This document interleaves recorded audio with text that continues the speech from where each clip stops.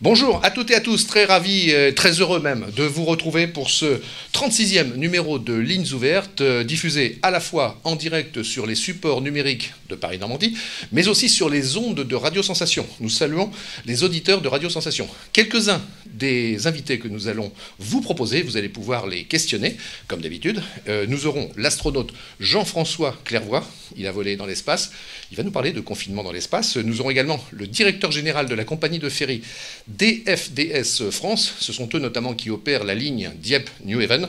La directrice générale de la Fondation Belém va nous donner des nouvelles de ce très beau navire qui traverse, vous l'imaginez, quelques difficultés. Et pour commencer, nous serons en plateau avec le patron des pompiers de Seine-Maritime, le colonel Jean-Yves Lagalle, qui dirige le SDIS 76. C'est donc, je le disais, le 36e numéro de Lignes Ouvertes, pour vous, avec vous.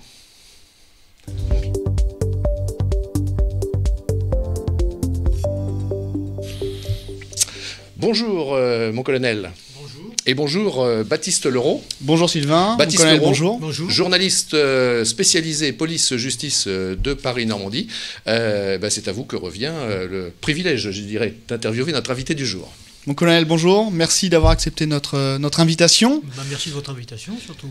Eh bien, écoutez, on voulait prendre un petit peu la température du côté des pompiers dans cette situation un petit peu particulière. Déjà, est-ce que vos personnels ont été touchés par le Covid? Est-ce que vous avez identifié certains cas chez vous? Oui, à l'instar d'autres administrations, des collectivités, nous avons eu des pompiers touchés par le Covid. J'ai eu jusqu'à 83 personnes suspectées d'avoir été atteintes par le Covid. Aujourd'hui, j'ai encore une trentaine de pompiers en arrêt maladie. Je dis bien suspectés par le Covid, mais fort heureusement, je dis bien fort heureusement, aucun cas grave. Pas d'hospitalisation? Pas d'hospitalisation dans mes équipes. Et la plupart des gens qui étaient malades sont rentrés après avis médical dans nos unités. D'accord. Ce Covid, forcément, comme toutes les administrations, qu'elles soient police, gendarmerie, on l'a vu aussi dans les hôpitaux, a modifié les organisations. Quelle organisation, vous, sapeurs-pompiers 76, vous avez mis en place? Alors, je suis confronté à deux problématiques. Tout d'abord, il faut que je poursuive l'activité opérationnelle dans les centres d'incendie et de secours. Et avec l'aide de la préfecture, effectivement, j'ai pu adapter mes effectifs opérationnels aux circonstances. Et que j'ai la faculté, en fonction de l'évolution du Covid, de pouvoir adapter les effectifs dans les centres, soit en augmentation, soit en diminution, selon le nombre d'interventions. Puis parallèlement, j'ai un deuxième sujet, celui de l'activité administrative, celui du service support.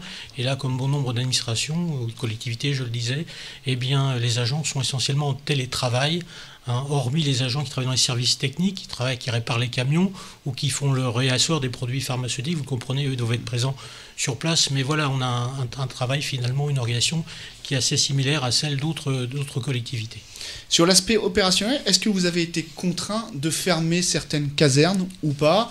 Ou alors de mettre des équipes en retrait, une équipe A pendant une semaine, une équipe B sur une autre semaine? Non, absolument pas.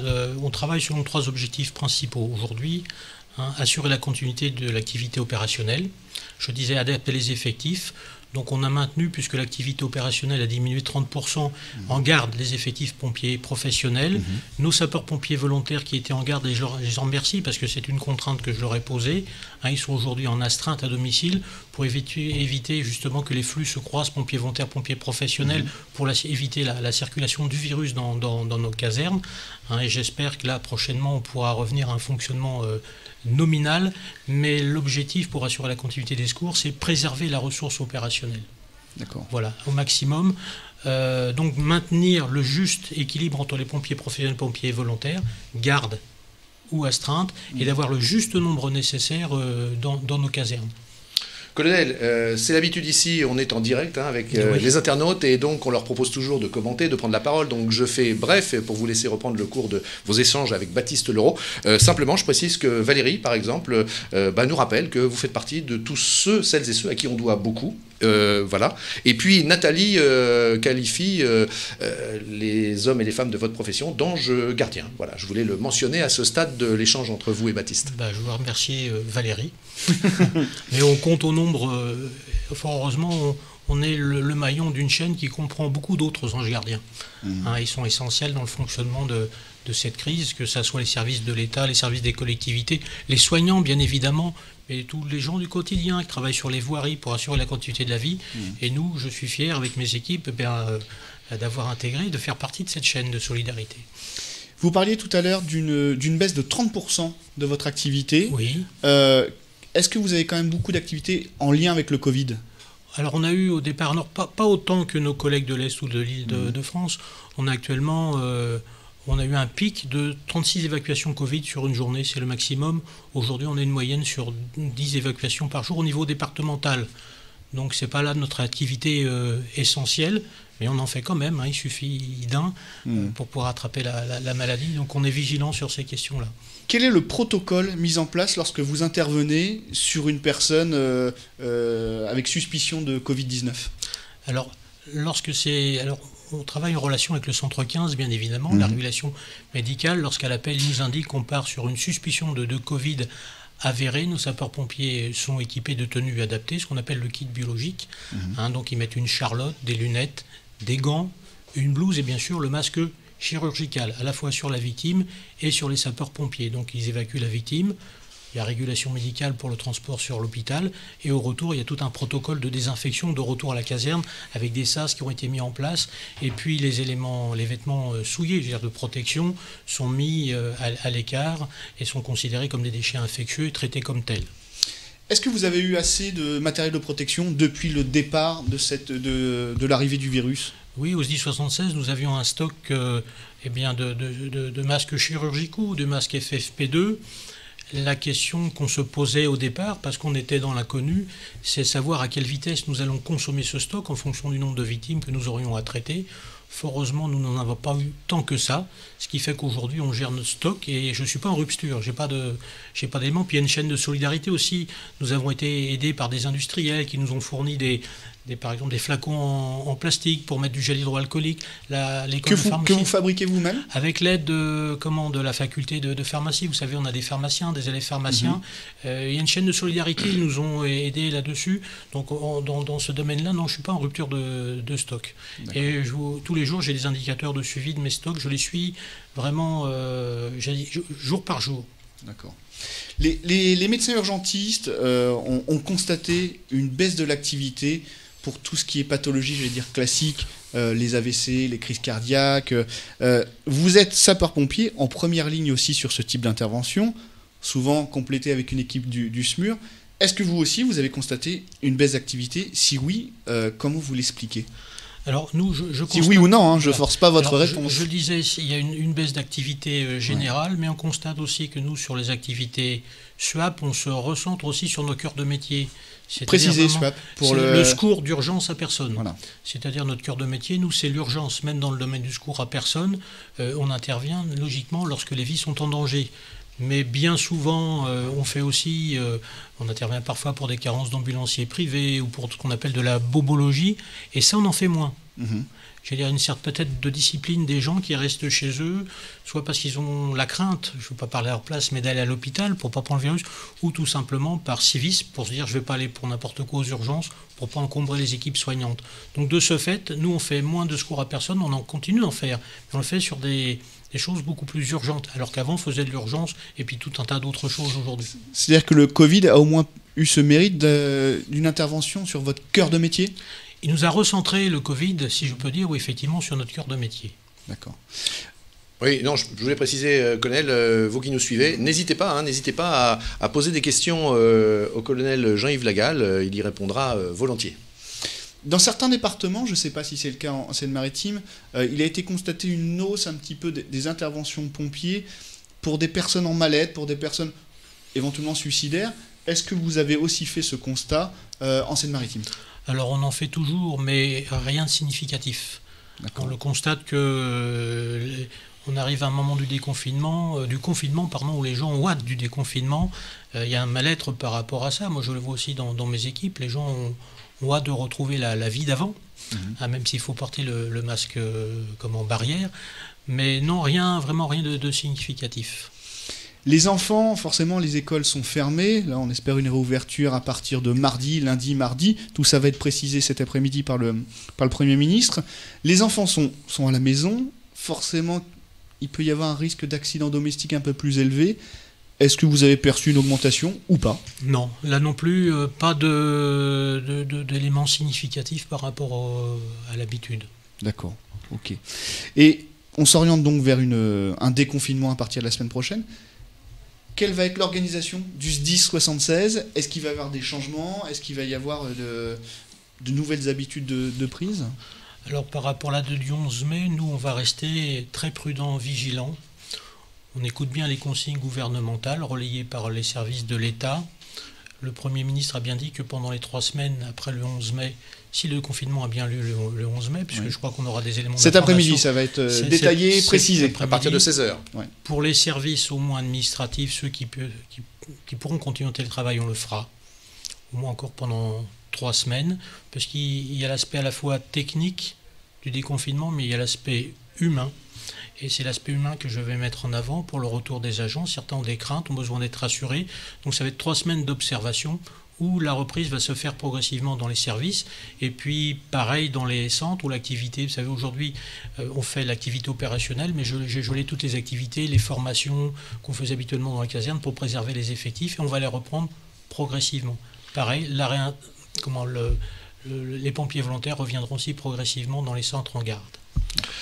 Colonel, 2 questions des internautes qui nous suivent. La première, c'est qu'en est-il des tentatives de suicide? Je relais la question posée. Est-ce qu'il y a eu une augmentation ou pas? On en fait toujours, malheureusement, mais là non plus, pas d'éléments significatifs. Non, rien de significatif par rapport au Covid. Par rapport aux éléments que. D'accord. Et puis, une question alors qui est sans rapport avec le Covid, mais qui interpelle notre internaute. Nid de frelons, comment on fait? Alors, vous parlez des frelons asiatiques. Oui, sans doute, oui. Il existe toujours une procédure et une plateforme qui est mise à disposition du public. Et pour retrouver les adresses sur le site de la préfecture, ce sont des sociétés privées qui interviennent sur ces nids de frelons, qui demandent une spécificité d'action, de matériel que nous n'avons pas forcément, nous les pompiers. Les nids de frelons pouvaient être très très hauts, dépassant aussi très largement la hauteur de nos échelles, ou l'accessibilité de nos échelles. Quand c'est en plein champ, on ne peut pas, avec nos échelles, accéder à ces nids. Donc, s'il y a un risque immédiat, de toute façon, s'il y a un risque immédiat en relation avec les maires concernés, on fait toujours une reconnaissance et on voit de quelle façon on peut agir. Soit nous directement, soit en faisant appel à des compétences. Oui, colonel, encore une contribution sur les réseaux. On nous parle de l'incendie de Lubrizol qui avait mis en lumière à l'époque une absence de masque. Est-ce qu'on peut dire ou pas que cette situation et ce constat qui avait été fait à l'époque a servi à quelque chose? On est dans le retour d'expérience, il faudra faire l'analyse. Je le dis ici parce qu'il y a eu beaucoup de choses dites, on n'a jamais manqué de masques. Par contre, c'est les conditions d'utilisation des masques, dont la durée dans les circonstances, qui ont fait poser des questions. Voilà. Difficile de se projeter toujours de la même façon. On ne travaille pas en atelier, On travaille un feu dynamique, porter un masque dans ces conditions, c'est parfois difficile. D'une ampleur exceptionnelle. D'une ampleur exceptionnelle. Oui, on a de quoi se protéger, mais maintenant utiliser les masques au bon moment, au bon endroit, dans toutes les conditions, ça effectivement c'est des choses dont on fera l'analyse et un bon retour d'expérience.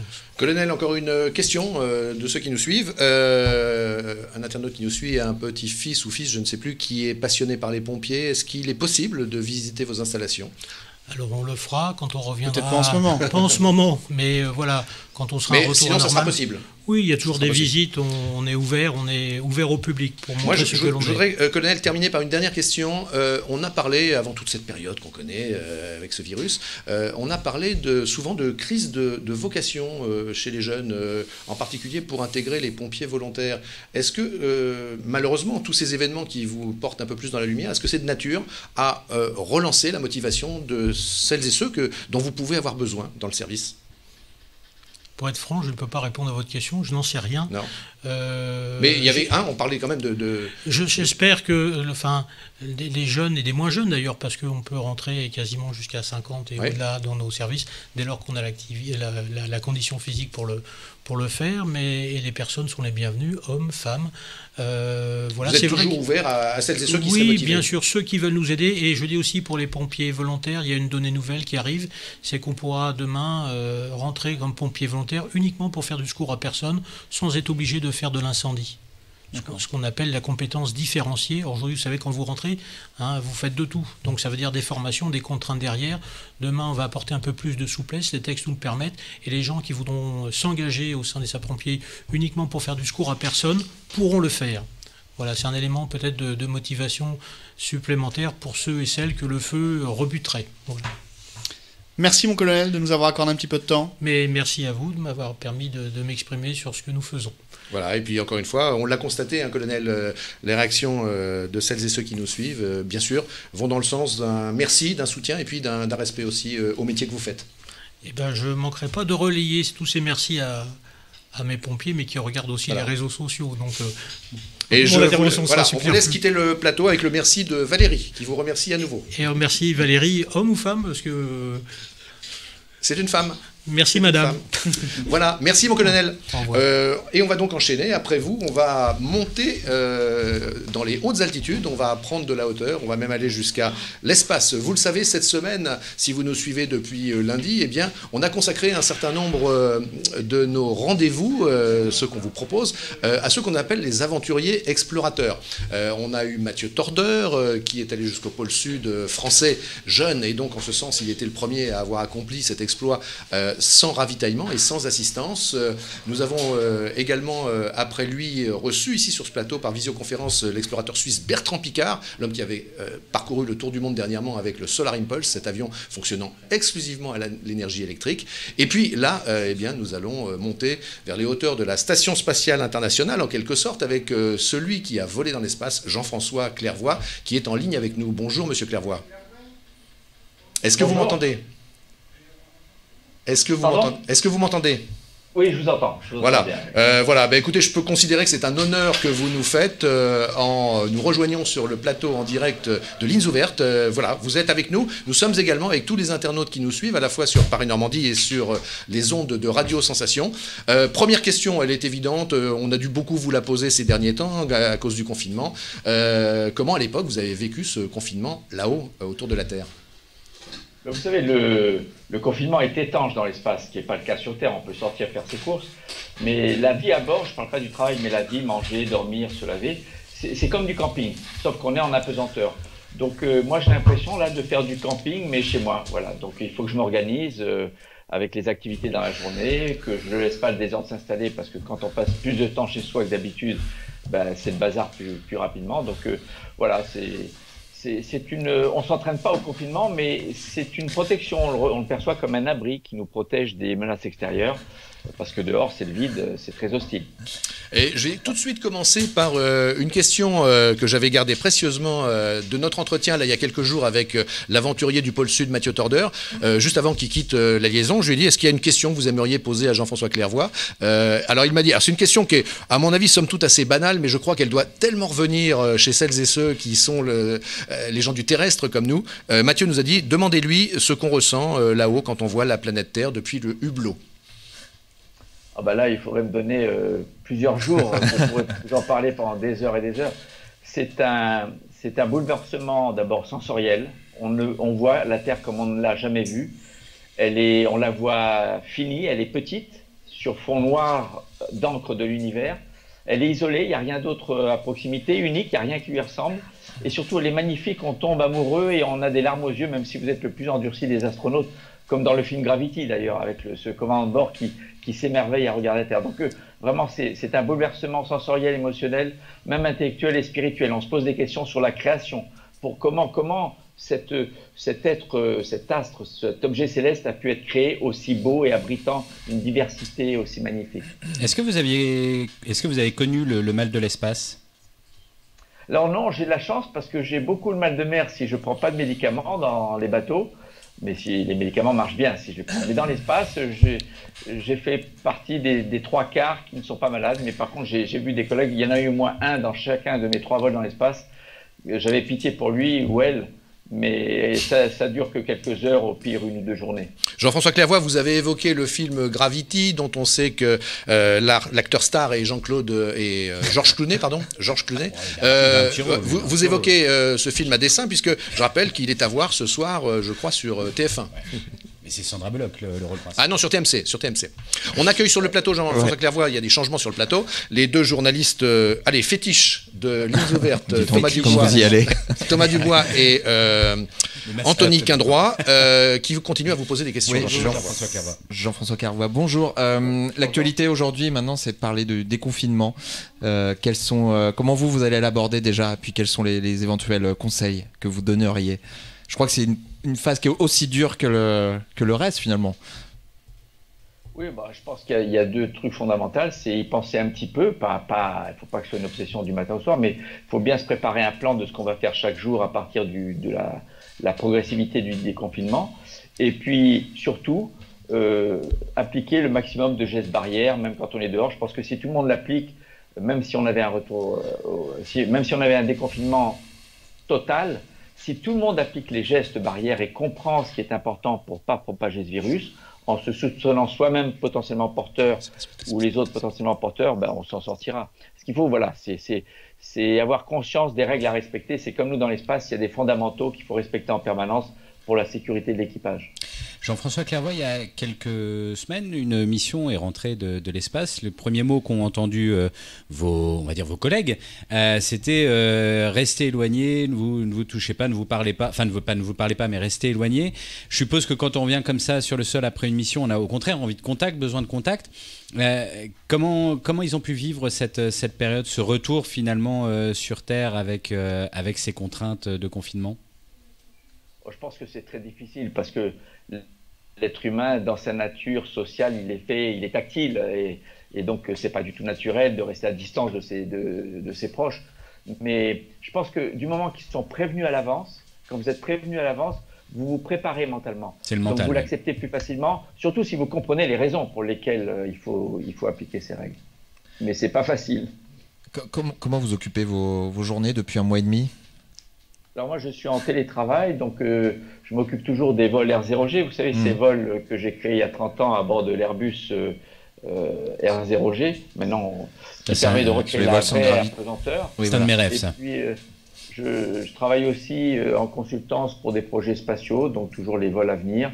Je donne des conseils aussi pour le cinéma, entre autres. Et puis, je passe plus de la moitié de mon temps de façon bénévole pour des associations de protection de l'océan, de la nature, mais aussi de promotion de l'exploration spatiale. Je suis membre d'une quinzaine d'associations et d'académies de l'espace, de l'aéronautique, l'astronautique, mais aussi, je vous dis, le réseau Océan Mondial, l'association L'Esprit de l'Océan en Polynésie, à Moorea, qui protège les océans.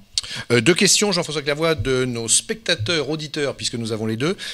Guillaume qui nous demande, si vous pouvez faire des réponses assez courtes, mais je vous en remercie. Guillaume qui nous dit, a-t-on encore le vertige même après les formations?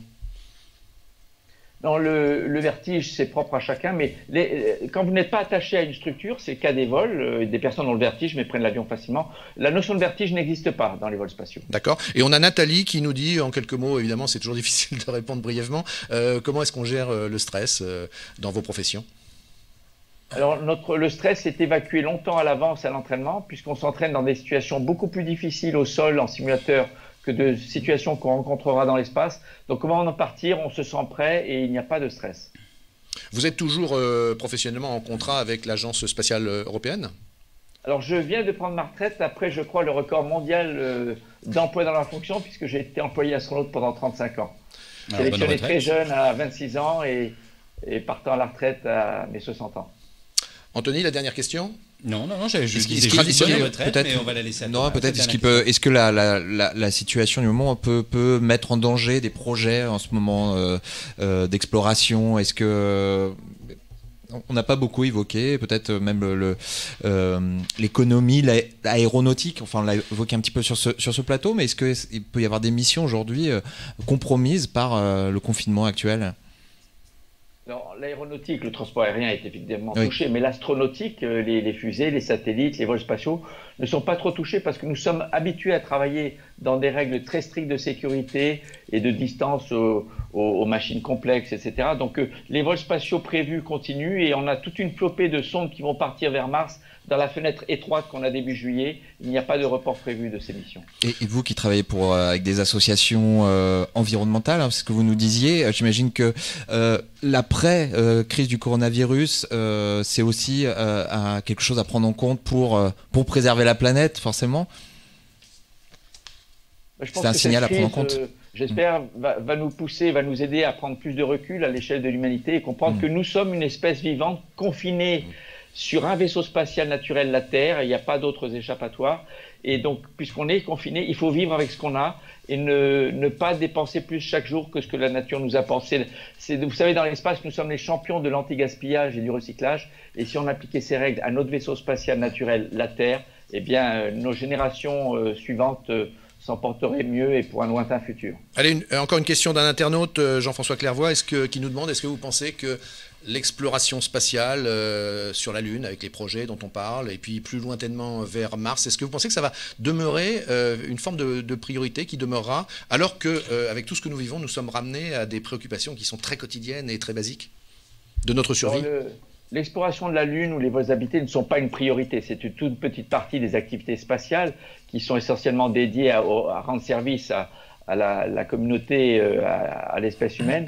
Mais ça fait partie de notre ADN. Il faut juste y dépenser des sommes cohérentes. Vous savez que le vol habité vous coûte pour vous, Français, 1 euro par an par habitant. Ouais. Et à l'échelle des Européens aussi. Un peu plus par habitant aux États-Unis, mais ça reste relativement raisonnable par rapport aux autres dépenses publiques dans des disciplines et des domaines privilégiés, dont l'éducation est le plus important, mais bien sûr la santé et la protection de l'environnement. Anthony ? Quelle est la mission prioritaire pour vous dans l'espace actuellement ? Alors, en vol inhabité, ce sont les satellites qui étudient le vaisseau spatial Terre. L'Europe a probablement la panoplie la plus riche de satellites qui étudient la Terre, comment elle fonctionne, l'atmosphère, l'océan, la salinité, les vents, les températures, les glaciers, la végétation. Et donc, on apprend comment fonctionne, et c'est en comprenant mieux comment fonctionne cette biosphère qui permet aux vivants d'être là, qu'on va mieux comprendre comment vivre en harmonie avec cette planète, avec notre planète, qui est encore, je vous dis, le plus beau corps céleste que l'on connaisse dans l'univers. Merci beaucoup. Est-ce que on en a terminé avec vous, hein. C'était très sympa de nous consacrer un peu de temps et à celles et ceux qui nous regardent. Est-ce que je peux vous demander si c'est votre look habituel ou si c'est un look de confiné? Oh oui, non, j'ai les cheveux plus longs que d'habitude. Ouais. Et la barbe aussi, plus que d'habitude? Oh, ça dépend. Oui. Bon. Ah, je vais vous faire un compliment. Vous savez ce que vous m'évoquez là sur l'image, j'ai l'impression de ces acteurs un peu héros dans les films spatiaux à grand spectacle que l'on va chercher pour essayer de lutter contre l'astéroïde qui arrive. Je trouve que ça vous irait bien, ça. Oui, c'est la fin de semaine pour vous, Sylvain. Ouais, mais... juste une anecdote, quand Clint Eastwood est venu faire à la NASA pour le film Space Cowboys. Mais voilà, je pensais à ça. On l'a croisé en sortant du simulateur. Et donc, pendant une demi-heure, j'ai parlé avec lui pour lui expliquer comment on s'entraîne, etc. Et c'est vrai que je suis toujours très en forme et prêt à partir s'il faut aller sauver une situation dans l'espace. Jean-François Clairvoy, on le décrète, vous êtes notre Space Cowboy. Merci beaucoup. Merci beaucoup. À bientôt. Au revoir. Au revoir. Alors, comment vous avez appelé Georges Clooney J'ai appelé tout à l'heure. Ça a commencé par Jean-Claude. Jean-Claude Clooney. Jean-Claude Clooney, c'est son cousin, très sympa, moins connu mais très sympa. Non, mais vous savez, ça me plaît de dégrader un peu Georges Clooney parce que ça m'énerve toujours un peu à la maison. Mon épouse est toujours fascinée par Georges Clooney et moi ça m'énerve. Moi je le connais très bien, il n'est pas si sympa que ça, je vous le dis tout de suite. Ah bon ouais. Vous l'avez rencontré? Une haleine un peu fétide en plus. Vous l'avez rencontré, Georges Clooney? C'est un très bon ami à moi. Ah bon, d'accord, très souvent, bien. En toute simplicité. Voilà. Très bien, on va passer quand même quelques minutes rapides avec notre médecin consultant, le docteur Bruno Burel. On a du mal à faire sans lui. Alors le docteur Bruno Burel arrive dans une mise en scène extraordinaire. On n'est pas vendredi. C'est la fin du confinement. Oui, alors c'est pas le Space Cowboy, c'est le Space Doctor. Bonjour Bruno Burel. Alors pour les auditeurs de Radio Sensation quand même, il faut que je décode ce qu'on voit. Le docteur Burel apparaît dans une configuration graphique tout à fait inhabituelle. D'habitude il est dans son bureau avec sa blouse et son masque. Là derrière il y a une espèce de fresque qui fait même un peu peur. Qu'est-ce que c'est docteur Burel? Vous êtes pro-cannabis, c'est ça? Oui, enfin... C'est Sean Connery dans Medicine Man en fait. C'est des plantes mais c'est pas celle-ci. Ah bon, mais écoutez, ça fait peur en tout cas, ce qu'on voit, ça fait peur. Non, il n'y a pas à avoir peur. Non, c'est... Bon, on peut supposer que vous n'allez pas aborder des sujets tristes. En tout cas, aujourd'hui, les nouvelles sont rassurantes sur le front. Bah, écoutez, les nouvelles sont toujours plutôt rassurantes, puisqu'il n'y a pas de nouveaux cas, puisque visiblement dans toutes les régions, le nombre de cas diminue, y compris dans les régions tendues. J'ai eu l'occasion hier de rencontrer un confrère anesthésiste qui travaille à Paris dans les services de réanimation, qui m'a confirmé qu'il y avait une vraie diminution du nombre de cas hospitalisés, même en région parisienne. Alors, ça ne veut pas dire que ça ne peut pas rebondir, ça ne veut pas dire qu'il ne faut pas rester extrêmement prudent, respecter tous les gestes barrières, la distanciation, mais je crois aussi que ça veut dire qu'il faut revivre. Et puis dans mes petites réflexions du jour, si je peux me permettre, j'ai entendu ce matin le professeur Jean-François Toussaint, qui est un épidémiologiste parisien, qui a un petit son de cloche différent de nos épidémiologistes habituels, puisqu'il compare un petit peu ce qui s'est passé dans les pays où on n'a pas confiné, comme la Suède ou les Pays-Bas, où on a moins confiné, comme l'Allemagne, et finalement il y a 2 fois moins de morts pour 100 000 habitants, il y a une économie qui n'est pas exsangue, il y a des gens qui sont rentrés dans les écoles et dans les universités depuis le 15 avril. Donc voilà, il faut se calmer, les choses semblent diminuer partout. Je pense qu'il y a sûrement la raison du confinement, mais comme on voit qu'ailleurs où il n'y a pas eu de confinement, ça diminue très fortement aussi. Je pense que la saison est sans doute aussi en cause, et le professeur Raoult sur ce plan-là avait sans doute pas tort. Maintenant, ça ne veut pas dire que le virus va disparaître, ça ne veut pas dire qu'il ne faut pas rester très prudent, ça ne veut pas dire qu'il faut pas garder la distanciation, ça ne veut pas dire qu'il ne faut pas mettre des masques, ça ne veut pas dire qu'il ne faut pas des gestes barrières, il faut garder tout ça, il faut être prudent, mais je suis relativement optimiste. Donc vous êtes en train de dire qu'il y aurait une saisonnalité du virus? Bah écoutez, c'est ce qui semble être le cas, puisque je viens de vous exposer un certain nombre de choses. Et alors, s'il y a saisonnalité, ça peut être très favorable pour les semaines et les quelques mois qui viennent, mais ça peut aussi vouloir dire que derrière ça peut revenir. Deuxièmement, il y a encore quelques cas, il ne faut pas se réjouir trop vite. J'ai dit qu'il y avait une diminution, mais il y a encore quelques cas, il y a encore quelques contagions. On a aussi des nouvelles, vous avez vu que les premiers cas seraient apparus en France au mois de décembre. Enfin bon, il y a beaucoup de choses qu'on apprend tous les jours, mais visiblement, en tout cas, une certitude sur l'Europe en entier, c'est la décrue. Et je pense que partout il y a des gestes barrières, et il y a des pays, comme je l'ai dit, surtout des pays du nord de l'Europe, qui ont utilisé juste les gestes barrières, et ils ont une belle décrue également. Anthony, je voulais rappeler, puisque le docteur parlait de chiffres, abordait rapidement quelques chiffres, l'agence régionale de santé, l'ARS Normandie, a communiqué hier, mercredi 6 mai, les chiffres. On serait à 13 nouveaux cas en 24 heures, 2 décès. Ça porterait le nombre de décès total en Normandie à 365 pour 3934 cas confirmés de Covid-19 en Normandie. Voilà, parce que souvent on nous demande des chiffres actualisés. Je me permets de... Les deux décès sont dans l'ordre d'ailleurs. Oui. Je me permets de revenir sur ce que vous disiez par rapport à la saisonnalité. Alors, c'est une question très naïve, mais le virus existe aussi dans les pays chauds, où il y a déjà des températures importantes en ce moment. Je ne comprends pas bien le principe. Alors, vous avez tout à fait raison, mais il existe, mais regardez ce qui s'est passé. Alors, on va prendre les pays tropicaux, départements d'outre-mer. Martinique, 191 cas, pas un seul décès. Guadeloupe, je ne sais plus combien de cas, un seul décès. Il y a par contre, je crois, à Mayotte, une épidémie plus sérieuse. Il y a très certainement...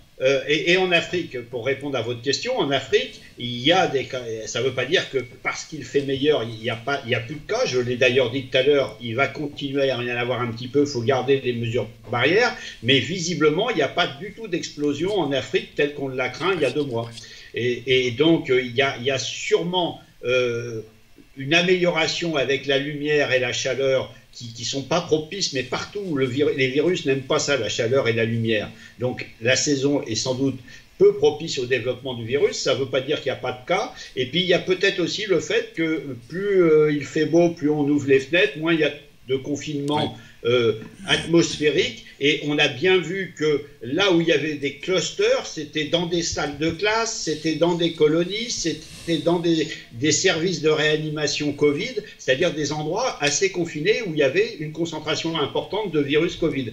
Là, il semble qu'avec la saisonnalité et en dehors des mesures de confinement, il y ait quand même globalement une diminution des gestes, ce qui veut pas dire qu'on ne va pas avoir aucun cas pendant les semaines et les mois qui viennent. Il faut garder, hein, je l'ai dit, les gestes barrières, la distanciation, la précaution, les masques. Une dernière question, docteur Burel. Quel va être le rôle des médecins dans la gestion de l'après-confinement, donc du déconfinement, avec notamment vous me dites si je me trompe, mais une volonté de tracer un peu plus les éventuels malades. J'ai vu passer notamment hier pas mal de gens qui s'insurgeaient qui s'insurgeaient de la façon dont était présenté le rôle des médecins ensuite. Est-ce que vous pouvez nous éclairer là-dessus, sur la façon dont vous allez tracer l'entourage des malades Voilà, docteur, je me permets d'intervenir si vous pouvez répondre assez brièvement à la question d'Anthony. Ok, alors je réponds très brièvement, d'autant qu'on a eu une réunion hier avec l'ARS et lundi avec la CEPAM. Donc je peux vous dire, donc nous, médecins généralistes, quand on va avoir un patient Covid positif, on va faire une déclaration secrète sur Amélie Pro du patient. Et on va faire un test CPR pour rechercher le Covid, et si le patient est CPR positif au Covid, à ce moment-là, le cas va être enregistré et son entourage qui vit sous le même foyer va être également enregistré, et ces patients-là vont être contactés par des gens soumis au secret professionnel pour essayer d'abord d'encadrer leur confinement, leur donner le matériel, les masques, les systèmes de désinfection, leur expliquer comment vivre avec quelqu'un qui a le Covid, et puis essayer de tracer qui a pu être en contact avec ces gens-là. L'idée générale, c'est plutôt qu'avoir un système électronique avec Google de traçage des rencontres, et bien là, c'est les cas qui sont Covid positifs, qui sont informés un petit peu des mesures de confinement qu'ils doivent prendre avec leur entourage. On recherche un petit peu les contacts qu'ils ont eus, et ça permet d'informer tout le monde et d'éviter justement de repartir avec une nouvelle vague. Mais pour que ce soit en toute transparence, il y a une rémunération qui est prévue supplémentaire pour les médecins ?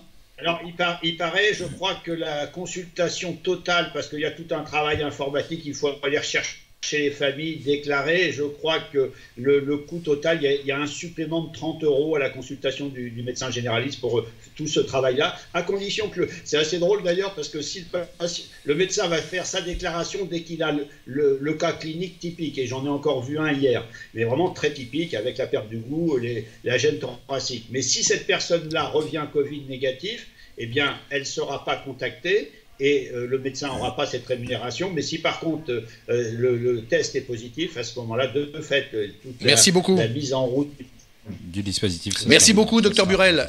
Les questions sont nombreuses, il y en a encore qui se posent d'ailleurs, mais je propose à celles et ceux qui en ont encore d'attendre le début de semaine prochaine, puisque vous reviendrez la semaine prochaine avec nous, docteur Burel. J'ai une question, pour une dernière. Lundi, c'est la fin du confinement. Est-ce que vous pourrez venir sur le plateau avec nous ? Ah oui, avec plaisir, avec plaisir.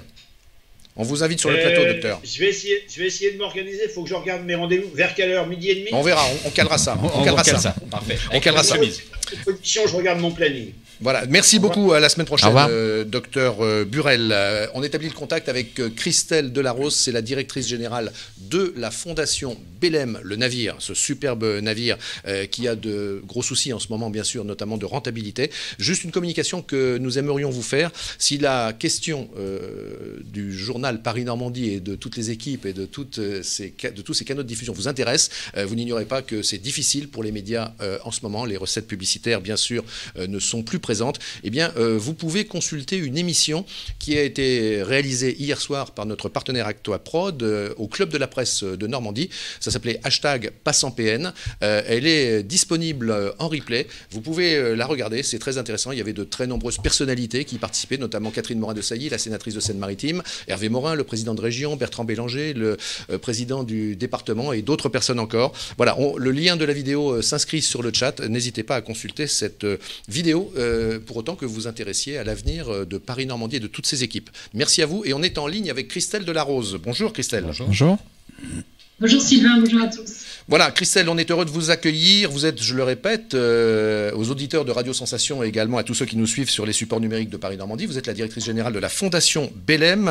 C'est vous qui gérez l'ensemble de l'exploitation chaque année de ce beau navire. Et je le disais tout à l'heure en lancement, un navire, bien sûr, qui, comme beaucoup d'autres structures, c'est une structure flottante, on peut dire, a des problèmes en ce moment, notamment de rentabilité.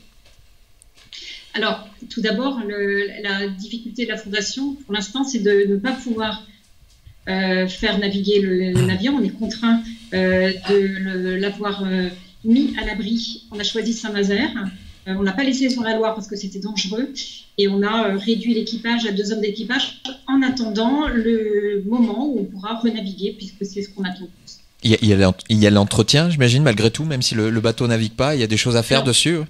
Oui, on a gardé à bord le chef mécanicien et le maître d'équipage, les 2 personnes principales qui mènent au jour le jour des petits travaux d'entretien. Vous voyez là des images du Grand Gouffre. Le Belém est très bien entretenu. On en profite pour faire aussi des grands travaux qu'on n'a pas trop le temps de faire habituellement. Et nos 2 hommes à bord en ce moment sont très occupés. Vous étiez censé aller où s'il n'y avait pas eu le confinement? C'était quoi vos destinations qui étaient programmées jusqu'à présent? Alors, on a tout un tour de France qui passe aussi par l'étranger. On devait servir toute la côte atlantique, puis ensuite se rendre en Méditerranée, avec des escales emblématiques comme celle de Bordeaux-Fête-le-Vin, le Salon nautique d'Arcachon, mais aussi Brest 2020, Douarnenez, et puis on devait participer au festival d'Amsterdam, de Bremerhaven en Allemagne. Tous ces festivals sont malheureusement qui ont été annulés. Pour autant, dès qu'on pourra renaviguer, le Belém renaviguera, qu'il y ait ou non des festivals programmés. C'est pas le plus important. Le plus important, c'est de pouvoir renaviguer. Vous avez des mécènes pour la Fondation Belém? Oui, on a le soutien historique de la Caisse d'épargne. Voilà. Concrètement, est-ce que vous avez des craintes sur le maintien de ces mécénats, puisque forcément les rentrées d'argent sont moins importantes pour tout le monde en ce moment. Là, il y a une crise économique qui risque d'être assez importante. Est-ce que vous craignez que ces mécénats soient remis en cause? Pas pour le moment, parce que la Caisse d'épargne, c'est un mécénat historique. C'est la Caisse d'épargne qui a racheté le Belém en 1979, qui a créé la fondation et qui a fait don du navire à sa fondation.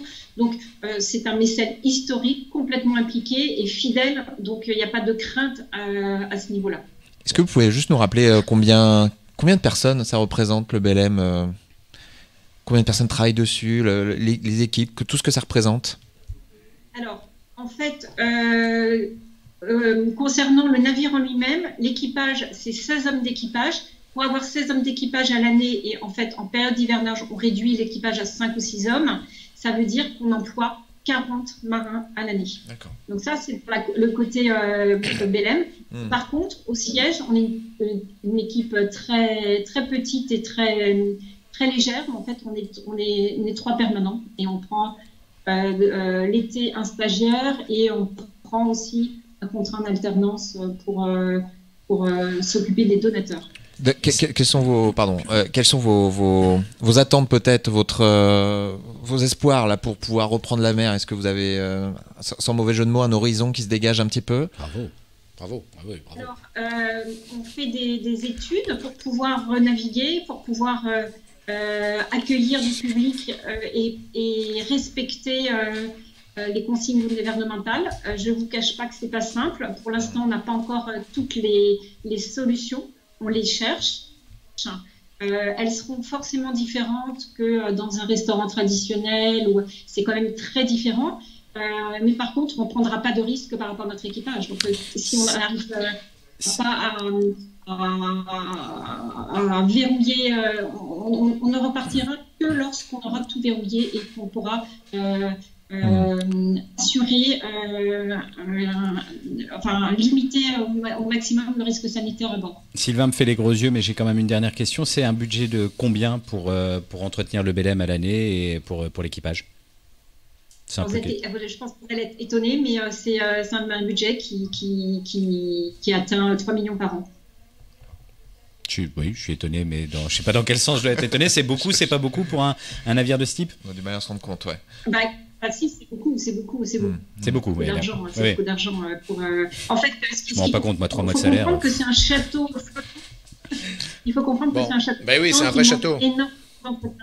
Okay. Alors Christelle, d'ailleurs, voilà, vous prononcez le mot de château. Merci. La conclusion va être facile puisque pour clore notre échange, Pierre, qui nous suit et qui écoute avec intérêt ce que vous dites, nous dit le Belém, c'est un monument, vous voyez, château, monument, que j'ai eu le plaisir de manœuvrer, notamment comme stagiaire.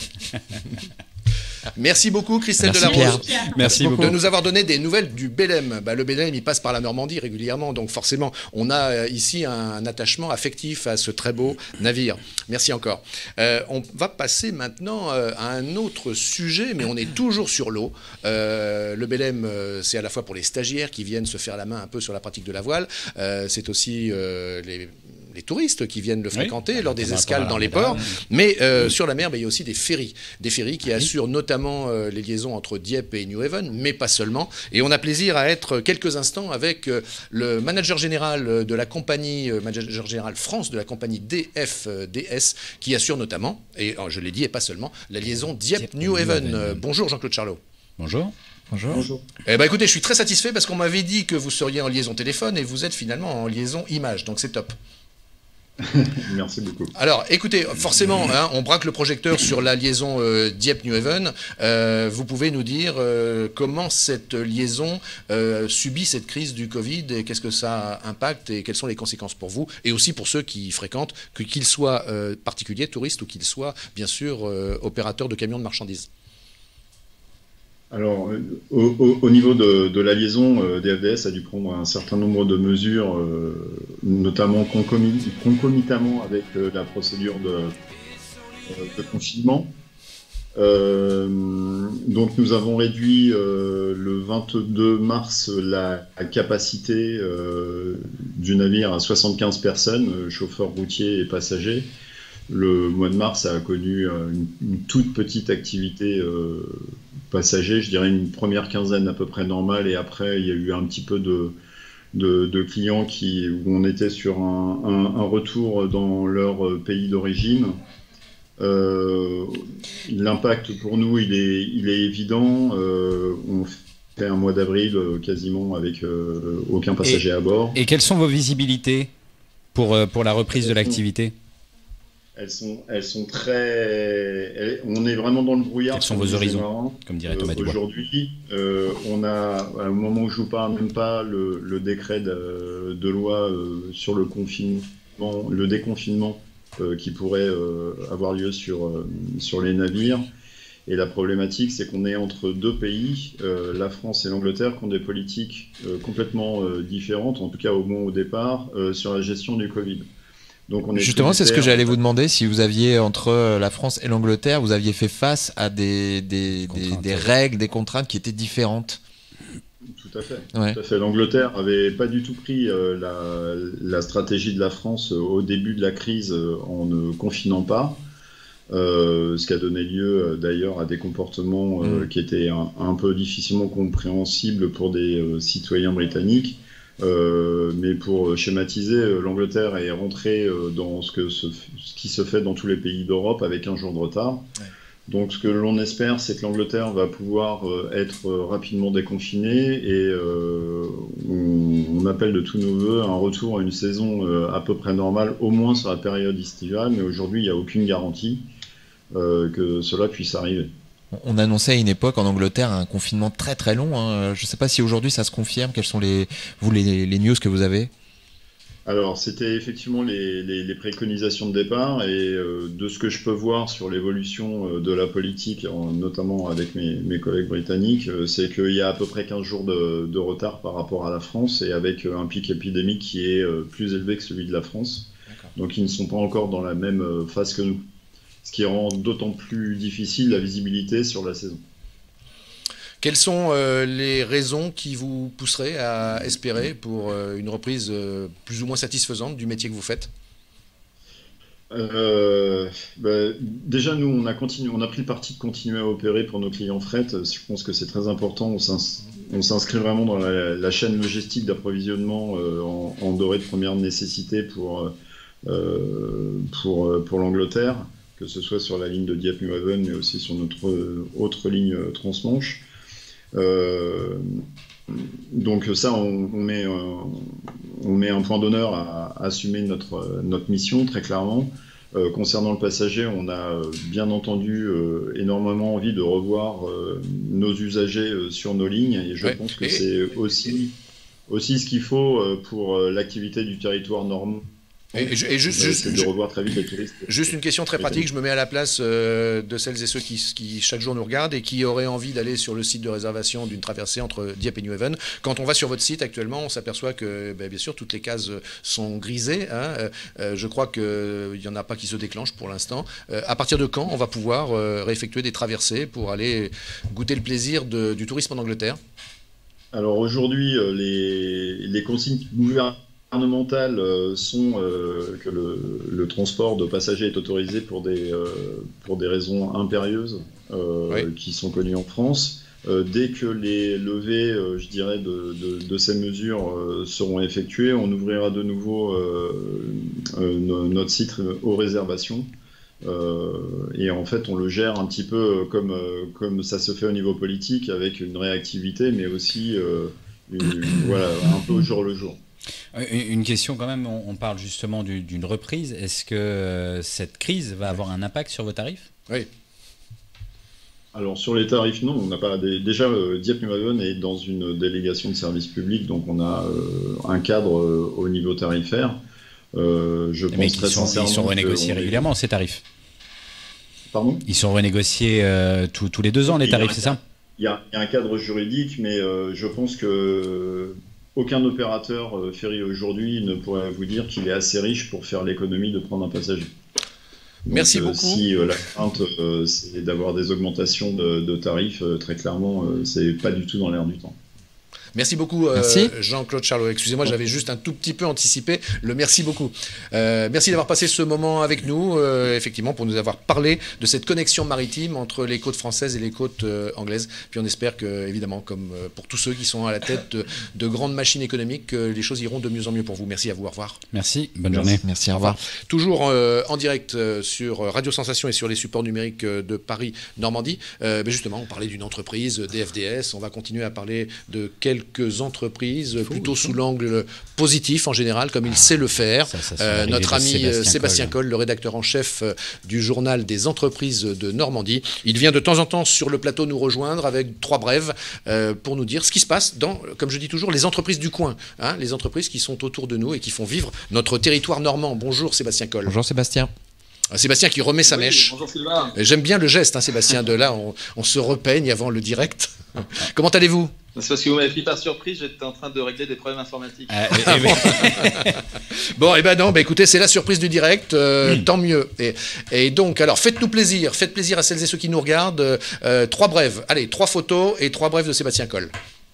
Écoutez, oui, ce sont plutôt des news éco qui donnent du baume au cœur, puisqu'on a par exemple l'entreprise L'Écuyer qui est dans le Calvados, qui est une entreprise spécialisée dans les sangles et les rubans, qui est une entreprise qui existe depuis plus de 300 ans. Elle a été fondée en 1725 et qui, avec la crise, s'est mise à fabriquer des masques et des visières pour répondre à la demande locale assez rapidement avec la crise sanitaire.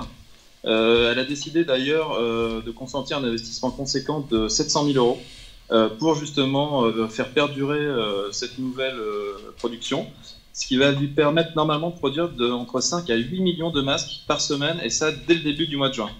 Voilà, donc vous voyez, c'est une entreprise de 350 salariés. Elle a un site aussi qui est à Flers dans l'Orne, qui est spécialisé justement dans ce domaine-là et qui va permettre, avec des agréments de la Direction Générale de l'Armement, puisque les masques ont été validés par la DGA, de produire des masques de qualité en très grand nombre, donc entre 5 à 8 millions dès le mois de juin. Ok, deuxième brève, Sébastien Coll. Deuxième brève, là aussi, une information qui montre que même en temps de crise sanitaire, finalement, les choses ont continué à tourner pour certaines entreprises, comme Robocat, qui est une entreprise rouennaise spécialisée dans la robotique tout ce qui est cardiovasculaire, maladie cardiovasculaire. Elle a notamment développé un robot qui s'appelle Erwan et qui est un robot de cathétérisation, donc qui va poser des petits cathéters à la place du chirurgien qui lui pilote le robot. On a donc une société qui a réussi une levée de fonds de 40 millions d'euros. Alors évidemment, ça s'est pas fait uniquement, c'était prévu avant, mais ça a continué justement. La crise n'a pas arrêté ce genre d'opération. Et les 40 millions d'euros aujourd'hui doivent pouvoir servir à financer le développement, notamment à l'international commercial de la société, avec la mise en place d'une joint venture en Chine. Très bien. Et troisième brève, Sébastien Coll. La troisième brève, c'était pour donner un petit peu un chiffre cette fois sur le prêt. Le PGE, les PGE, on en a... Le prêt garanti par l'État. Très belle calculatrice. Ouais, voilà, le prêt par l'État, on en a presque 10 300 qui ont été consentis en Normandie auprès des entreprises, commerces, cafés, hôtels, restaurants, dont une très grande majorité de TPE, c'est plus de 90% de TPE qui ont bénéficié de ce PGE. On a au total un montant de 1,42 milliard d'euros qui a été distribué. Et alors, en plus, ce qu'il faut savoir, c'est que c'est une production de crédit qui habituellement est réalisé entre 6 à 12 mois, qui a été réalisé sur un mois et demi, pour aider justement les entreprises de ces secteurs.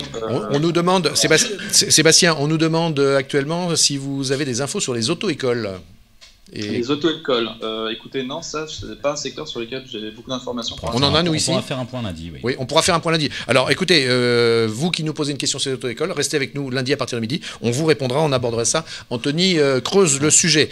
Et je vois aussi qu'Anthony laisse... C'est très bien, ça lui va très bien. Et ben, lundi, il y aura un nouveau visage. J'ai décroché, enfin, ma conjointe a décroché un rendez-vous chez le coiffeur dépotrominé lundi matin. Donc voilà. Parce que c'est la femme d'Anthony qui lui prend ses rendez-vous chez le coiffeur. Voilà. Également, je retiens aussi la remarque de Salim, je crois, qui nous dit le monde qui tourne, ce sont aussi des étudiants. Oui, on n'oublie pas toujours les étudiants, puisque on vous a diffusé il y a quelques jours un sujet que Martin Torrent est allé faire chez une étudiante confinée. On a vu ce qu'était son quotidien. Puis on a eu la fédération des étudiants rouennais aussi qui est revenue sur toutes les initiatives qui sont menées actuellement pour les étudiants les plus précaires. On a eu le Crous, il y a des sujets dans Paris-Normandie sur les aides du Crous. Enfin voilà, on a parlé des étudiants. Voilà. Mais bon, Salim, si effectivement vous avez des communications à nous faire, on est très à l'écoute sur le sujet des étudiants, n'hésitez pas, vous nous contactez en privé sur la page Facebook de Paris Normandie, on pourra même éventuellement dialoguer avec vous en plateau à partir de lundi, ça sera avec grand plaisir. Pour l'instant, on quitte les auditeurs de Radio Sensation, on les remercie d'avoir passé ce moment avec nous et on a plaisir à les retrouver lundi. À lundi. Et nous on continue sur les supports numériques de Paris Normandie. Avec, messieurs. Avec toujours Sébastien Coll. Que vous allez nous annoncer. Avec Sébastien Coll. Non, Sébastien Coll, c'est coiffeur. Sébastien. Sébastien, il faudra aller chez le coiffeur. Lundi, ça rouvre. Bon, merci beaucoup, Sébastien. On vous retrouve quand la semaine prochaine ? Eh ben, écoutez, mardi, mercredi. Qu'est-ce qu'on a dit mardi par exemple ? Allez, mardi par exemple. Mardi pour encore 3 brèves intéressantes, concrètes et puis souvent positives. 6, Sylvain. Combien j'ai fait ça ? Non, ça ne fait pas 6, 3. Merci Sébastien. C'est pour ça qu'on a des gens pour parler économie, parce que Sylvain c'était compliqué. Voilà, maintenant, messieurs, on va enchaîner avec un sujet en rapport avec l'éducation, puisqu'on va recevoir en direct Laurent Bossier. Il est le secrétaire départemental FO de l'éducation dans l'Eure. Dans l'Eure, oui. On va essayer de faire un tour. Et il est avec nous. Bonjour. Bonjour Laurent Bossier. On va faire un tour d'horizon un petit peu des problématiques scolaires. Elles sont nombreuses. Celle qui préoccupe vraiment en ce moment beaucoup de parents, d'enseignants, d'élus, c'est la réouverture des écoles la semaine prochaine. Qu'est-ce qu'il en est dans l'Eure, si tant est qu'on puisse essayer de faire un bilan au niveau du département et quelles sont vos préoccupations sur ce sujet-là ? Alors, dans l'Eure, mais je pense comme dans d'autres départements, bonjour à tous d'abord. Bonjour. Et dans l'Eure, comme dans d'autres départements, les collègues sont partagés entre la colère et la peur, en fait. Parce que la peur, parce qu'en fait, ils sont inquiets pour les conditions de reprise, puisque la reprise va se faire à partir de lundi et mardi dans les écoles du département. Et ils sont inquiets sur les conditions elles-mêmes, puisqu'en fait, il y a un protocole qui est prévu, protocole de reprise, mais ce qu'ils constatent, c'est que dans beaucoup d'écoles, les masques ne sont pas encore présents, les équipements ne sont pas présents, les collègues alertent leur hiérarchie, mais en fait, la réponse qu'ils ont pour l'instant, c'est de leur dire de reprendre à tout prix. alors qu'en fait, ils ont des questions techniques. Ils préféreraient avoir des aides et des réponses, et pour l'instant, ils ont une injonction. Je vous arrête, vous dites reprendre à tout prix. Alors, effectivement, non, le discours, en tout cas celui qui est officiel de l'État, de l'éducation nationale, et de dire non, justement, on est plutôt dans une reprise au cas par cas, chacun fait un peu comme il peut, en fonction des moyens qu'il a, on n'oblige personne. Vous nous dites l'inverse, c'est-à-dire on vous dit au contraire, non, il faut reprendre à tout prix, c'est ça? Ah non, c'est ce qu'on constate, c'est-à-dire qu'il y a une pression très forte qui s'exerce sur les collègues pour reprendre. Nous, notre position en tant qu'organisation syndicale, c'est de dire très simplement, on est pour que la reprise puisse se faire, mais à condition d'avoir les garanties de sécurité pour les élèves et pour les personnels. Il n'y a aucune urgence à reprendre tant que la sécurité n'est pas assurée. L'enjeu, c'est la vie des élèves et la vie des personnels quand même. Concrètement, d'un point de vue éducatif, cette reprise, est-ce qu'elle vous paraît primordiale ? Alors ça, c'est la deuxième raison, c'est la raison de la colère des collègues, c'est qu'en fait, ils s'interrogent beaucoup sur l'aspect pédagogique de cette reprise.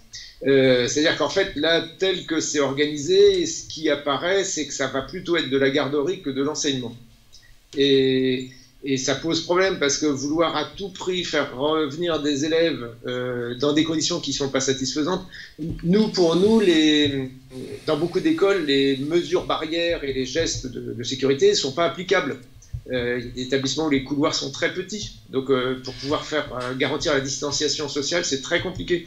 Même un truc tout simple, c'est que l'enseignant doit rester à 1 mètre de distance de l'enfant. Il ne peut pas toucher son cahier, son stylo, il ne peut pas lui corriger son cahier, il ne peut pas directement apporter des corrections sur son cahier. Donc c'est quand même très compliqué. Hein. Donc pour vous, d'un point de vue pédagogique, ça n'aurait pas eu une grande incidence si les enfants n'étaient pas rentrés en classe pour ce dernier mois, enfin ces dernières semaines.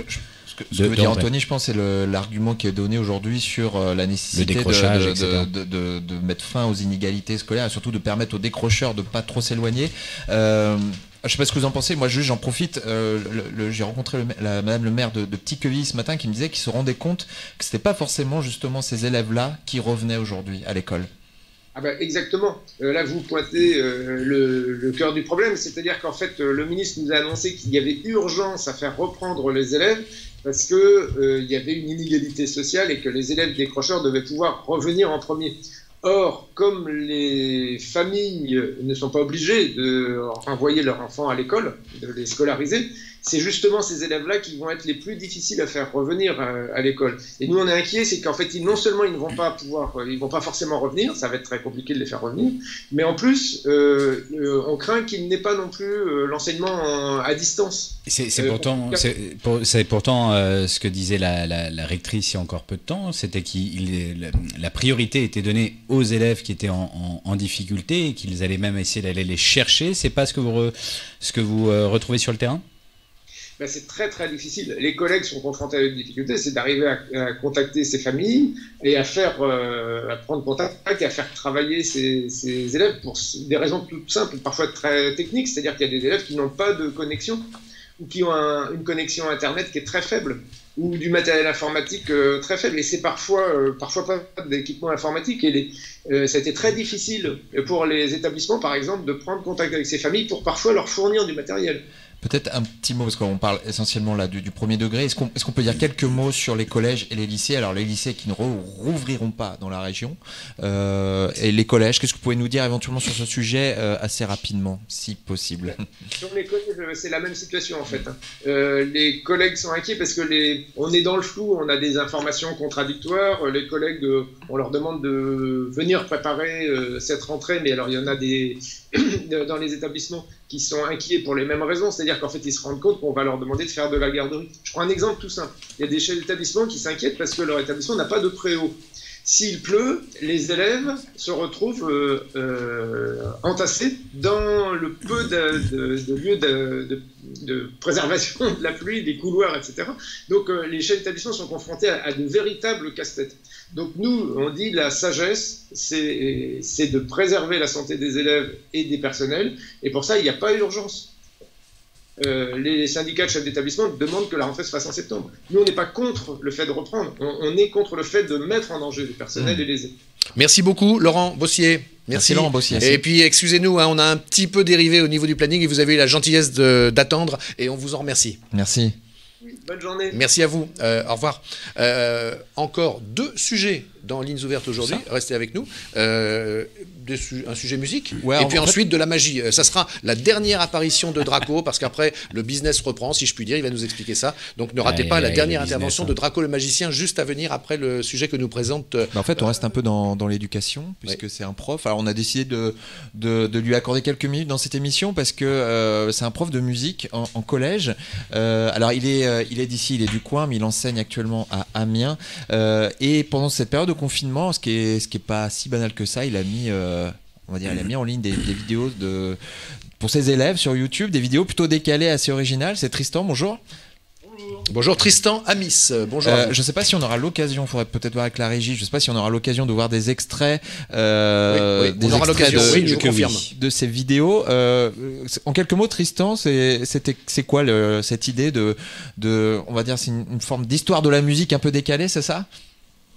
Oui, en gros, j'ai voulu faire quelque chose d'accessible pour les élèves et je m'étais dit que le format YouTube allait pouvoir peut-être leur parler plus qu'un cours virtuel. Et du coup, j'ai mis en forme des notions de cours relativement simples.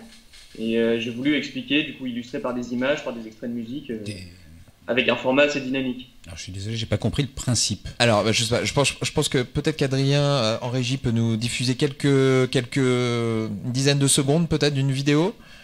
Et on reprend l'échange juste après. Oui, alors ce sont des cours ludiques en fait, hein, c'est ça. Oui, c'est ça. Oui. Je traite des mots de vocabulaire, des choses qu'on voit en classe habituellement. Et je vais les présenter en vulgarisant un petit peu, en simplifiant au maximum. Bon, bah écoutez Tristan, à la demande générale, on regarde quelques images et puis on vous reprend juste après. Ça marche. Aujourd'hui, on va parler de musique savante et de musique populaire. Alors qu'est-ce que c'est que tout ça ? Selon Wikipédia, la musique savante, parfois dénommée musique sérieuse ou grande musique, est un terme général utilisé pour désigner des traditions musicales impliquant des considérations structurelles et théoriques avancées. Toujours selon Wikipédia, la musique populaire désigne les musiques tirant leurs origines et trouvant leur public dans des milieux populaires. En fait, il faut tout simplement imaginer 2 boîtes avec d'un côté la musique savante, qui est la musique de l'élite sociale, et de l'autre côté la musique populaire, la musique de grouillots, de pécores, de gens qui n'ont aucune éducation. Voilà, merci à tous de m'avoir écouté, abonnez-vous et à la prochaine. Ah oui, en fait,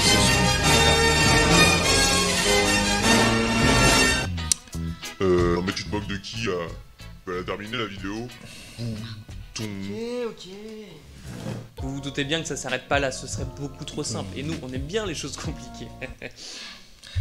Voilà, on se rend mieux compte comme ça. Oui, en fait, pardonnez-moi, je voudrais juste taquiner un peu Tristan, parce que quand vous classez Beethoven dans la musique des élites, je voudrais quand même vous rappeler que Chuck Berry a fait Roll Over Beethoven, et Chuck Berry, c'était de la musique populaire. Et bam, drop de mic. Justement, je vous invite à regarder la vidéo, parce que je parle justement des artistes populaires qui reprennent des artistes savants. Non, mais c'était pour vous taquiner. Et donc, ce ne sont pas des cours de musique, d'accord, je comprends mieux maintenant. L'idée, c'est d'assurer une forme de continuité pédagogique, mais on va dire sur un ton plus fun, plus décalé. Est-ce que ça a marché d'ailleurs ? Vous savez si vos élèves vous suivent ? Ça a eu pas mal de succès, oui, déjà je vois au nombre de vues un peu tous les jours, je regarde les statistiques, et aussi parce que j'ai beaucoup de retours par mail ou par petit message. Alors combien on veut savoir combien, nous, les retours, les vues. Alors la vidéo que vous venez de montrer, je suis bientôt à 300 vues là. Ouais, c'est bien, ça monte. Sachant qu'il y a 300 élèves dans mon collège, donc ça fait un vue par élève. Oui, c'est ça. Je crois qu'il y a une partie de la vidéo où on vous voit faire de l'air guitare avec un poireau.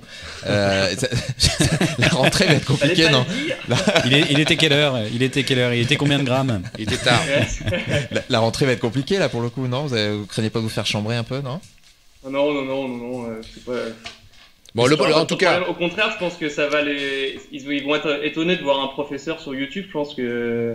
Ouais. Ça va plus me donner de la notoriété qu'autre chose en fait. En tout cas, Tristan Amis, le professeur d'éducation musicale qui a délaissé l'air guitare pour inventer le poireau guitare, ça c'est original.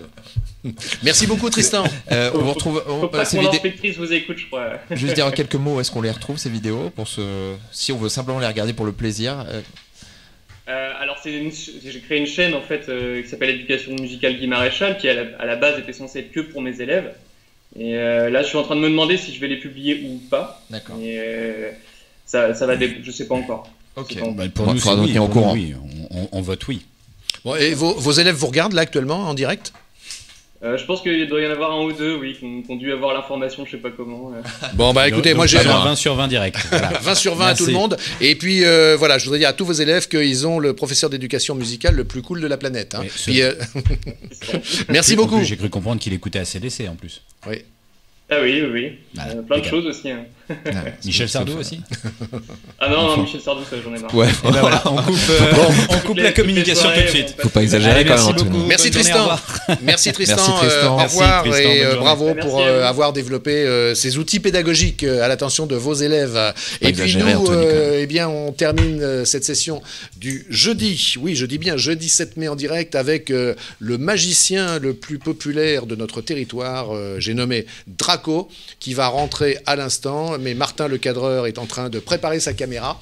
Et voici Draco qui paraît. Voyez. Et voilà, bravo. Moi je vous applaudis Draco. Il arrive avec sa petite mallette. Oui, moi je l'applaudis pas parce qu'il... Alors je vous disais tout à l'heure que Draco, c'est la dernière fois qu'on l'a avec nous. Depuis quelques semaines, on le retrouvait le mardi et le jeudi. Voilà, là c'est la dernière fois parce que je disais tout à l'heure, le business va reprendre Draco. Ouais, enfin le business de papa surtout. Le business. Avec sa mallette Mary Poppins. Montrez-la, mettez-la sur le desk. Je vais rester debout aujourd'hui parce que là on va faire référence à un objet culte des années 80. Et là je vais travailler tel un chirurgien. Je vais m'armer de gants, les amis, voilà. Est-ce que vous voyez de quel objet je veux parler quand je parle d'un objet culte des années 80? Mais je sais pas, vous mettez... Oui, je vous sens inquiet là. Là, on est inquiet avec les gants. Voilà, c'est parce que je vais vous Moi, faire tout va bien, participer, c'est alors. Sylvain qui a pas de trac. Un objet culte des années 80 qui a agacé des générations et des générations, qui est revenu à la mode il y a quelques années. Cube. Ah, voilà, bonne réponse. Il n'y avait rien à gagner, Thomas, c'est pas grave. Si. Effectivement, le Rubik's Cube. Alors pourquoi j'ai mis des gants? Parce que je manipule le Rubik's Cube et je vais demander à Sylvain de bien vouloir le mélanger. Voilà, comme ça on respecte bien. Moi, attention, je vais me laver les mains avec du gel hydroalcoolique. Voilà, juste il après. avait Parce été que désinfecté, j'ai pas mais j'ai confiance. mis les gants. J'ai pas confiance. Mélangez vraiment bien. Alors, je le mélange. Il faut vraiment que ce soit bien mélangé. Je le mélange. Alors je précise et je témoigne qu'il s'agit d'un Rubik's Cube qui m'a l'air tout à fait Ah oui, normal. qui vient du... Tout à fait normal. du Voilà, commerce, j'ai fini de mélanger. voilà. Hein. Acheté avant le confinement dans un magasin de jouets. Et je rends... passez-moi le gel hydroalcoolique, s'il vous plaît. Alors je vais tenter de résoudre ce Rubik's Cube et pour ça, vous voyez, j'ai ici un petit, bougez pas, hop, un petit, le petit pense-bête en fait qui va m'aider à résoudre le Rubik's Cube. Je sais pas si ça existait. Oui, tout à fait. Okay. Comment réussir le Rubik's Cube? Erne Rubik. Et alors comme j'ai vu que Sylvain était fan de mes petits sacs en papier, j'en ai ramené un autre parce que j'ai trouvé la formule et pour résoudre le Rubik's Cube, en fait, je vais le faire à l'abri des regards indiscrets. Vous voyez, je mets le Rubik's Cube à l'intérieur du sac. Alors je peux témoigner que je vois bien le Rubik's Cube rentrer dans le sac. 3 et voilà. Tout le monde le voit, Sylvain. Oui, non, c'est pas. Non, mais attendez, je souhaite dire à Anthony que moi je vois derrière. Voilà. Je vois qu'il n'y a pas de tricherie. Il n'y a rien derrière. Il n'y a pas de tricherie. Alors il y a peut-être des gens qui ont un doute chez eux, qui se disent peut-être que. Oui, effectivement. Peut-être qu'il y a un truc. La supercherie, il y avait effectivement. Voilà, alors je vais essayer un truc. Je regarde le Rubik's Cube que vous avez mélangé. Parfait. Oui. Je vais le laisser ici et je vais essayer. Alors je vous promets rien, je vais essayer. Commentez, Draco, commentez. Alors, oui. Commentez. Heureusement qu'on n'est plus. Bon, ça y est, heureusement qu'on n'est plus en radio là. Hein, j'ai réussi. Ça y est. Oui. Parce qu'il y aurait eu un blanc. Oui, c'est vrai, il y aurait eu un blanc. En fait, ce que je voulais faire, ça n'est pas résoudre le Rubik's Cube, vous voyez, mais c'est réussir à le mélanger exactement comme l'a fait Sylvain. Chaque face correspond, puisque si on vérifie comme ça, les 4, les 5 et les 6 faces sont mélangées exactement de la même manière. Voilà, c'était le petit truc du jour. Voilà, Sylvain. Alors, si vous voulez apprendre à résoudre le Rubik's Cube, il faudra s'entraîner un petit peu encore. Ou alors, il faut un sac en papier. Vous pouvez, comme ça, normalement, mettre le Rubik's Cube. Alors, je sais pas si ça a marché. Dans le sac. Et vous pouvez compter jusqu'à 3, Sylvain. Vous savez compter jusqu'à 3 Vous voulez que je le fasse? Allez-y. 1, 2 et 3. 3, parfait. On va le refaire. Je vais essayer avec celui-là dans le dos. C'est le grand final. Alors, je sais pas. J'essaye de calculer les algorithmes, les fonctions, les... Ok, vous êtes prêts? Attention. Dans le dos, ça donne un truc comme ça. Hop, tac, c'est bon. Et il y a le phénomène de réciprocité. Alors, parce que si on reprend... donc, chaque face colorée... Ah bah là, ça y est. Si on reprend dans le sac, bien évidemment... c'est la même chose. C'est la même chose. Oh là là et le là sac là est complètement vide. Et Voilà les amis, comment résoudre un Rubik's Cube. Voilà. Bravo, merci Draco. Bravo. Voilà, donc c'était la dernière fois. Hein. Voilà. La dernière fois, jusqu'à la prochaine. Oui, on reviendrait. Voilà. Un magicien qui disparaît, c'est le comble. C'est absolument le comble. C'était la dernière émission du confinement finalement. Voilà, c'est la dernière émission du confinement, puisque lundi on sera le 11. Je précise que demain, vendredi, jour férié, il n'y a pas d'émission. Donc si vous le voulez bien, en tout cas nous on sera là et on aura énormément de plaisir à vous retrouver, et nous nous retrouverons lundi à midi, même heure, même plateau, toujours en direct. On vous souhaite une bonne fin de semaine. Et Anthony, on ajoute quoi, puisque vous êtes l'homme de la dernière restez expression. Chez vous. Restez chez vous, voilà. Encore un peu. Et puis on retrouve Martin, non? Il n'y a pas Martin qui doit nous faire un petit zoom sur oui, mais Martin n'était pas prêt, il n'avait pas son micro en main, donc je ne voulais pas le mettre en difficulté. En bouche-trou. Mais il attrape son micro et me voici caméra sur Martin. C'est un peu désordonné là cette fin de semaine. C'est la dernière, là c'est un peu n'importe quoi. Pas de soucis, mais bonjour. Alors Martin nous fait son petit lancement de chronique finale où il nous fait des suggestions pour regarder des écrans. Si Martin peut caser Jean-Claude Clounet dans son intervention, ça nous ferait plaisir. Je suis désolé. Alors cette semaine, je vous ai proposé plusieurs web-séries qui parlaient du même thème. Donc c'était un thème des réseaux sociaux, des vidéosurveillances, etc., du stalking. Et là aujourd'hui, je vais vous parler d'une série qui s'appelle Il est où Bertrand ? Voilà, qui va parler d'un loser, d'un mec un petit peu nul, qui va essayer de reconquérir son ex et il va la stalker. Je vous laisse bien sûr avec la rubrique ciné qui suit juste après, et merci beaucoup d'être là. Merci Sylvain. Merci Sylvain. Je ne pense pas qu'il ait de bonne ou de mauvaise situation. Eh ben non, mais moi non plus. La version française de Where is Brian, c'est ça? C'est possible. Bon, exactement. Allez, on rend la liberté à tout le monde, on rend la liberté aussi à toute notre équipe technique, et puis à nouveau une mention spéciale pour notre réalisateur chéri, Adrien Pulby. Et en plus, ça rime. Bonne fin de semaine à vous. Bienvenue dans la rubrique ciné. Aujourd'hui, on va vous parler d'une web-série qui nous a beaucoup plu. Elle s'appelle Il revient quand Bertrand. C'est l'histoire d'un couple, Bertrand et Magali, qui font un break. Bertrand se fait virer de chez lui et va donc dormir chez son voisin Gus. Gus est un ancien militaire qui a des caméras partout dans l'immeuble. Il peut donc espionner les gens sans souci. Mais c'est Magali? Putain, mais c'est chez moi ça!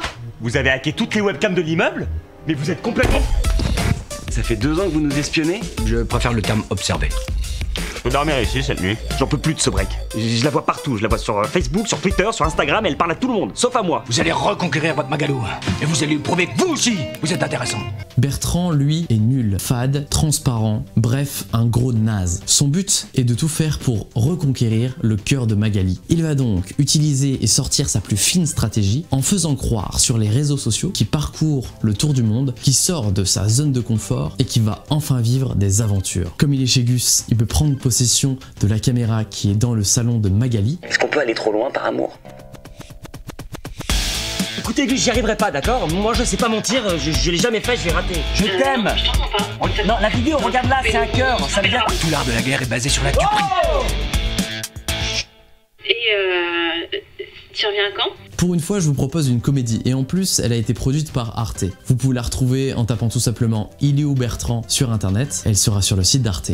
La série Il revient quand Bertrand a 2 saisons, et la première saison est composée de 10 épisodes d'une dizaine de minutes. Bien sûr, chaque personnage est très caractérisé. Cette série intègre très bien les réseaux sociaux. Il montre par exemple les dangers avec les caméras qui peuvent être activées ou pas, mais aussi l'usurpation en faisant croire qu'on fait le tour du monde alors qu'on est juste là, assis dans notre canapé. Une série sympa pour passer un bon moment, des épisodes courts, efficaces, dynamiques, c'est tout ce qu'on aime. Je vous laisse avec la série Il revient quand Bertrand. Merci beaucoup de m'avoir écouté et très bon visionnage.